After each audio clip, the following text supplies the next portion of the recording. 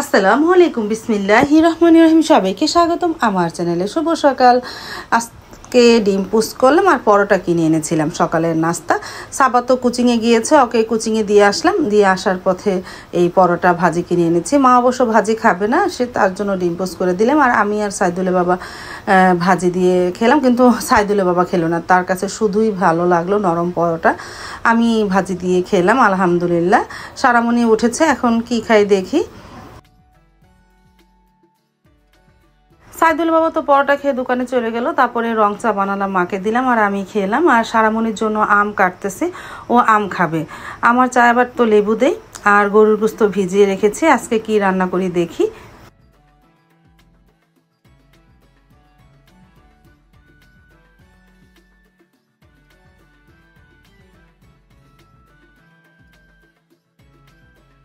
তারপর তো সারামণিকে আম দিয়েছি, ও আম খাওয়া শেষ করলো। তারপরে পিসফল তো এনেছিল অনেকগুলো গতকালকে রাত্রে, সারামণি ছুলেছে, তা আমি খেলাম দুই একটা ওর সাথে।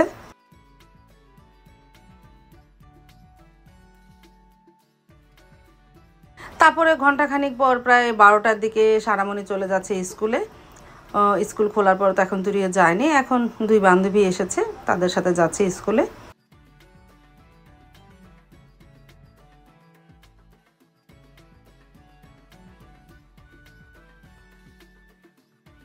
গোস্ত তো বের করেছিলাম, অর্ধেক নিয়েছি, অর্ধেকটা আজকে ভুনা করব। আর মানে দুপুরে লাল করে ভুনা করব, কষা ভুনা। আর রাত্রে একটু তেহারি রান্না করব, বাকিটা ফ্রিজে রেখে দিলাম।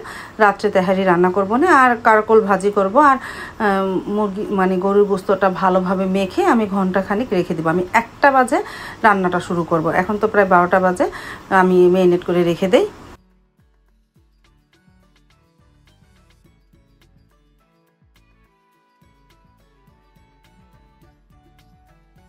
তারপর তো নামাজ পড়ে চলে আসলাম রান্নাঘরে। এই যে গরু গোস্তটা বসিয়ে দিয়েছি, আস্তে আস্তে হোক। আর পাশের চুলায় ভাত বসিয়ে দিয়েছি। আর এই ফাঁকে করলাগুলো, করলা না, কারকলগুলো কেটে ফেলি ভাজির জন্য।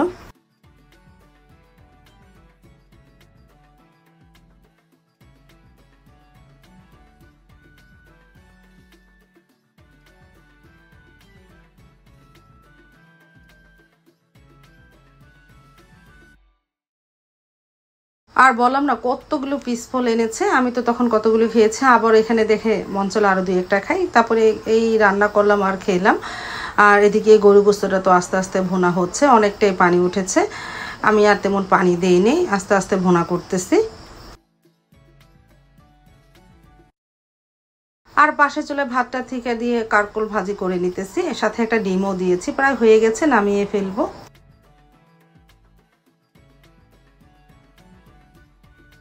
চলে আসলো সাইদুলের বাবা, আজকেও সিঙ্গারা নিয়ে এসেছে। এই সিঙ্গারাগুলো অনেক মজা লাগে খেতে।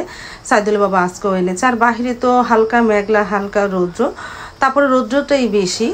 আর এদিকে দুপুরে রান্নাটাও কমপ্লিট করলাম, ভাত, গরুর গোস্ত ভুনা, কারকোল ভাজি, এই দুপুরের মেনু। তাহলে টেবিলে খাবারটা নিয়ে যাই। তারপরে সাইদুল বাবা নামাজ পড়ে আসার পর আমরা খেতেও বসে পড়লাম সবাই।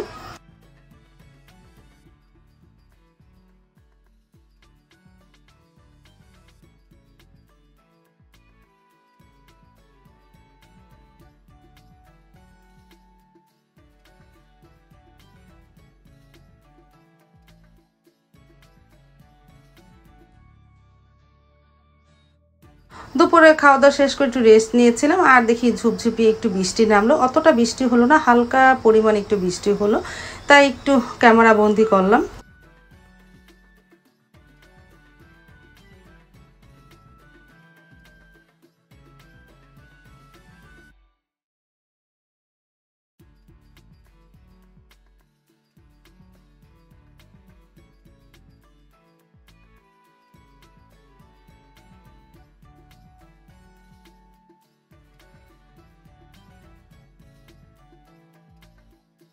তারপর আসরের নামাজ শেষ করে একটু বের হলাম, বাহির বাড়ি একটু হাঁটি। আর এই যে গাছে তো মাশাআল্লাহ অনেক রকম ফুল ফুটেছে, এগুলো ইভা লাগিয়েছিল। ইভা তো গাছের অনেক যত্ন নেয়। আর বাহির বাড়ি কিছুক্ষণ হাঁটলাম, আর বাহিরে একটু হালকা মৃদু বাতাস, ঠান্ডা ঠান্ডা, ভালোই লাগলো।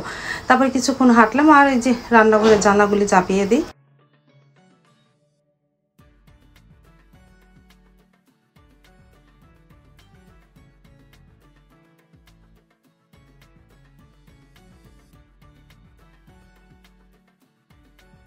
আর একটা জিনিস তোমাদের দেখায়, দেখো পুঁই শাক হয়েছে কি সুন্দর, দেখি যদি বড় হয় এদিকে বাইয়ে দিই বোনের চালের উপরে, আর একটু বড় হোক।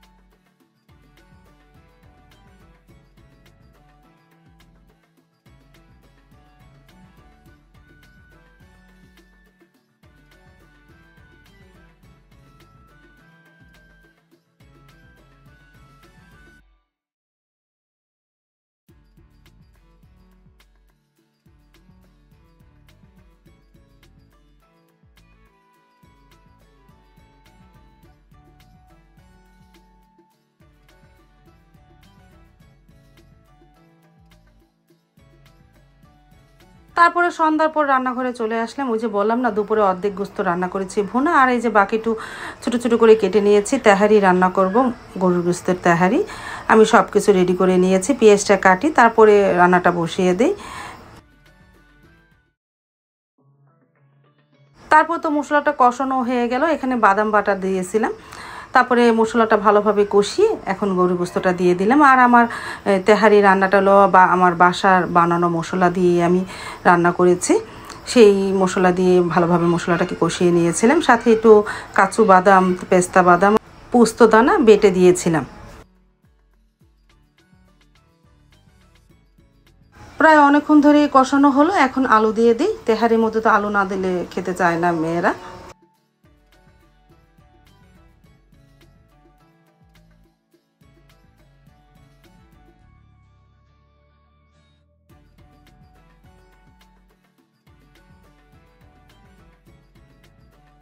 তারপর তো গরুর গোস্তটা হয়ে গেল, এখন তুলে নিতেছি। এই গ্রেভির মধ্যে চাল ছেড়ে দিব না, তারপরে তেহারিটা রান্না করে ফেলি।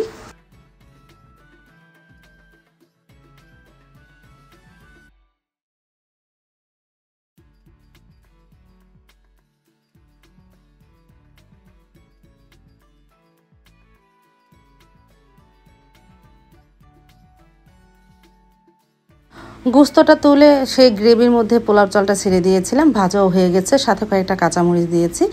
এখন গরম পানি দিয়ে দিব। আমি এখানে প্রায় 400 গ্রাম চাল নিয়েছি, পুরো 500 গ্রাম না, 2 পটের থেকে একটু কম, 400 গ্রাম চাল নিয়েছি। এখানে প্রায় এই কাপের এটা 1 পোয়া, এই কাপের 3 কাপ পানি দিব। তারপরে একটু গুঁড়া দুধ দিব, তারপরে একটু নাড়াচাড়া করে পরে পানিটা হালকা শুকিয়ে আসলে ভাপে বসিয়ে দিয়েছিলাম। প্রায় আধা ঘন্টা পর নাড়া দিলাম। এখন উপরে চালটা নিচে দিয়ে, আর নিচের চালটা উপর দিকে দিয়ে ওই যে গরু গোস্ত তুলে রেখেছিলাম এটা এর উপরে দিয়ে দিব, আরও কিছুক্ষণ ভাপে রাখি।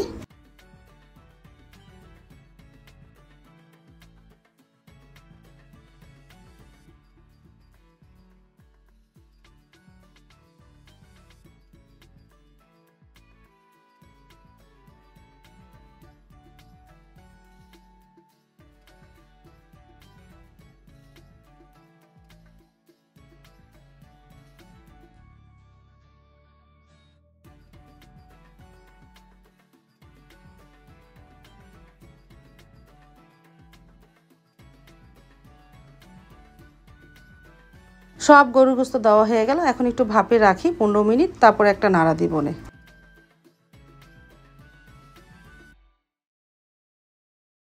তারপর তো প্রায় 15 মিনিট পর নাড়া দিলাম, গোস্তটা পোলাওর সাথে মিশিয়ে ফেলাম, হয়ে গেল তেহারি। এখনই সবাই মিলে খেতে বসে পড়বো গরম গরম।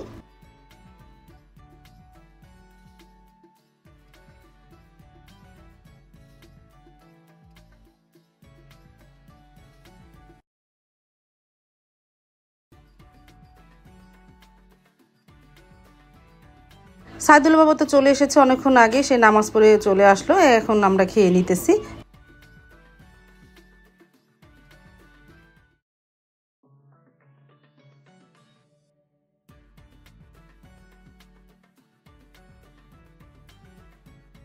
এই যে নিয়ে নিলাম তেহারি, আলহামদুলিল্লাহ তেহারিটা অনেক মজা হয়েছিল।